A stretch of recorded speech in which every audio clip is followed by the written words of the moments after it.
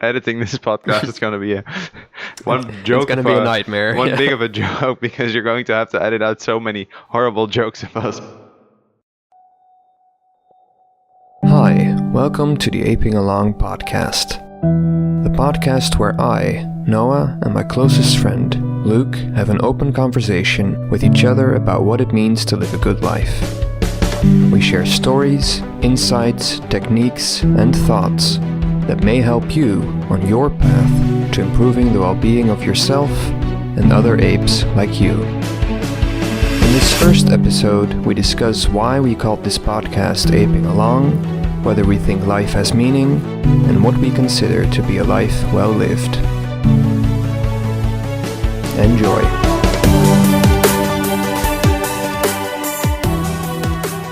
Alright, so this is round 3.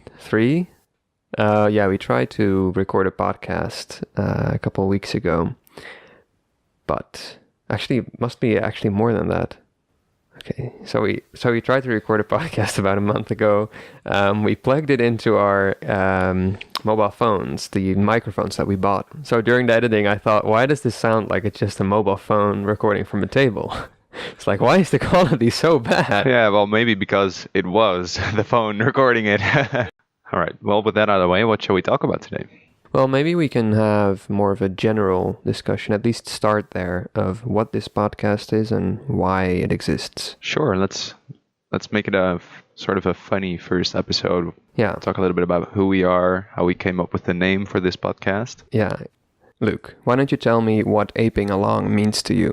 Well, I'd say that aping along means realizing in some way or another that we as humans are merely just some species on some planet in some universe, in some galaxy in some universe, which will eventually just lead to nothingness. And maybe we'll conquer the universe someday, maybe we'll just kill ourselves with a nuclear war, but that doesn't really matter. But what it really means is that essentially our existence doesn't have any significant meaning in some way, and we as humans are just doing our own thing, most of the time not realizing that this is in fact the case. We try to come up with a lot of meaning for the things that we are doing, but in reality, in fact, we all do not have any clue about what we are actually doing and why we are actually here and why we are actually doing the things that we are keeping ourselves busy with. So that's what I'd call aping along. Right. Well, and another way to approach this would be every day when you wake up, it's a miracle. It's like right. Nobody understands what the hell is happening. And there's all kinds of things happening. There's colors and light, and there's different sounds, and there's thoughts, and none of this makes any sense.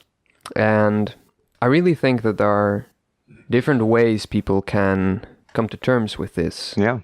And I think there are people who try to deny it as much as possible and pretend that life makes sense, and they even have convinced themselves that they have it all figured out, that it's actually really easy, really simple. And then there are those who know full well how strange all of this is, but they try not to show it to the outside world. So they try to fit in. They try to pretend like everything's normal. And I think this is mostly seen in business people or people who act as if they've got their meaning right. They know. Yeah, act as if they know what is happening. And you see this also, for example, in many scientists often tell things as matter of fact, as if, we have it all figured out. All of this is actually very simple if you just look at this formula. That formula doesn't make any sense of why that would then produce beings with consciousness hurling through space on a blue planet. Right. But the thing is, people just go along with it. No, and we're apes, we're eating our bananas, trying to solve math problems, trying to pretend we're sophisticated. Flying off our planet. Right. So we can grow new bananas. Right. Try to grow bananas on Mars. Yes. Because who knows, maybe that could be useful someday. Right. This must all be very normal. Yeah, but I would urge the listener not to mistake what I described as aping along as my worldview. I would say that it is just some worldview. It is in some way a paradox too. I started out with a quite pessimistic worldview. A nihilistic is probably a better term, actually. You have enlightened listener of how nice or special and strange it can be at the same time to be alive, and how big of a mystery it actually is for us apes to simply ape along. Yeah, and it's not even just being alive. It's really the mystery of consciousness Sure. that is at the center of it. Let's discuss meaning for a moment, just very quickly. You started off with a case for meaninglessness. Right. Do you think there's meaning in life? I would say that on the scale of the universe, our tiny, miserable, or extremely happy lives do not really matter. Well, it's the only thing that can matter, is what I would say. And why would you say that? Because the only context in which meaning could possibly emerge is in the context of consciousness. Right. And so on this little blue planet, there's many beings whose experience could be more or less positive. Thinking about what I interpret as meaning, intuitively I would call meaning making a difference. This is maybe not the right term for the scale that we are talking about right now, because what would making a difference on the scale of the universe be? But why does it have to be on the scale of the universe? Why can't it be on the scale of conscious beings? Because I started out with the scale of the universe. But I mean, dead planets don't care what you do to them. Like, it doesn't matter if the whole if there's no other life in the universe, and that whole universe would cease to exist, but only this planet would remain somehow intact. There's no suffering. Planets can't suffer. Okay, so in this large space of seeming meaningless, strange conscious existence, there are better and worse ways to be. And I think the main goal of this podcast would be to share some of the experiences and insights and things we've learned, and also the process of learning the art that is living. And the goal of that would be to improve well-being. Not only to yourself, but to the people around you as well, and humanity in general. So don't mistake our advice and guidance for actual medical valid advice. medical advice. No. I mean, we are just two guys in our 20s trying to figure this stuff out for ourselves, and essentially we are just as you are listening to this podcast, still aping along. Yeah, and we always will be. Yes, we will never quite cease to ape along. So, in essence, what we are going to do is talk about some topics that we have either philosophized about or have experienced ourselves, in order to share our insight and our knowledge, and just to have an open conversation and see what type of people will be able to listen through an entire podcast of our rambling on with horrible Dutch accents. Yeah, and also bear with us. Like, this is something that we're just getting into. We're unprepared, pretty much. We only have 2 mics, and hopefully the audio works this time. And I'll do my best editing, but it this is all new to us. So, as I mentioned, we're trying to improve our lives. And with this podcast, and I suppose in other ways as well, we're also trying to improve the lives of other people, of those around us.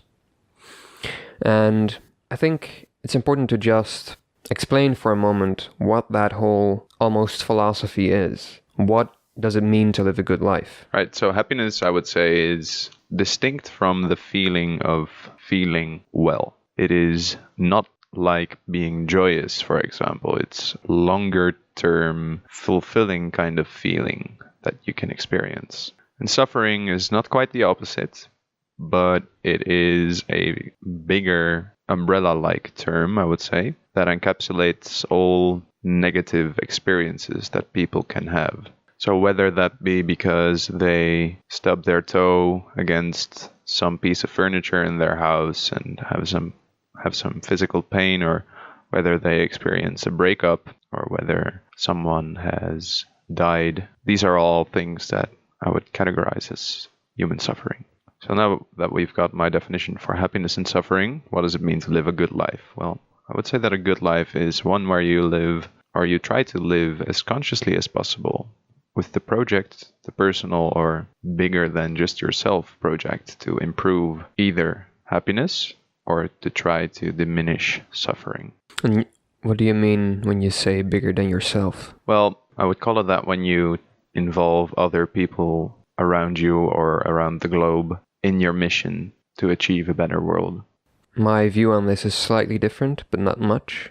I often speak of happiness, and when I do, I know immediately that many people are confused because they define or they see happiness as joy. A joyous life is not necessarily a good life because, for example, when you take people who are manic, they spend all their money, they do very dangerous things, they often are destructive towards the people around them as well. When I say happiness, I usually have to say in the well-being sense of the word. And with suffering, it's not the same as pain. It's not the same even as negative emotion. Suffering happens really in the mind. It's much more the general life that you have. It's not even constant iterations of negative experiences, but it's more your general state of being. I think the best definition of a life well lived would be, in retrospect, if you would look back at your life on your deathbed, to have lived the kind of life that then you would have wanted to live. That mostly means to pursue your values. That's a different way of phrasing it. What else could there be but to become the person that does the acts and thinks the thoughts? And of course, that's an impossible thing to achieve because each moment you're making mistakes. I don't speak English with the perfect accent that I would have wanted to speak. So in some sense, we're always failing at living the life we want to live, but it's also a constant journey towards trying to improve that, trying to at least get closer to that. And that's what we've been trying to do for many years now, and I think we've grown a lot, and we're still growing a lot. And this podcast is, I think, mostly about that. Not just in experiences, but also in general, what the ideas are that we found that are useful. Yeah. What you alluded to earlier is one person lying on their deathbed, looking back at their life with a satisfied feeling.